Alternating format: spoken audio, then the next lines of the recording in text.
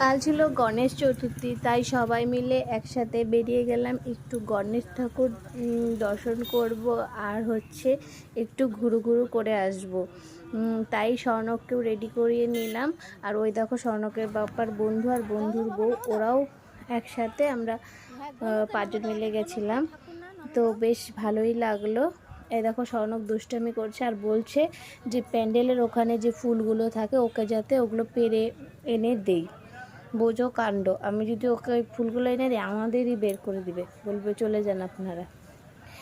তো যাই হোক, অল্প দুষ্টামি করে পরে এখানে বসেছে, যদিও বেশি দুষ্টামি করেনি। তাই ভাবছিলাম ছেলেটা আমার দেখতে দেখতে বড় হয়ে যাচ্ছে, আর দুষ্টামি তো প্রচুর করে। এই দেখো ওর কাকিয়ার কোলে বসে আছে গনু। কাকিয়া গনুকে দেখাচ্ছে আর বলছে তোমার 2টো হাত আর গনুর 4টে হাত।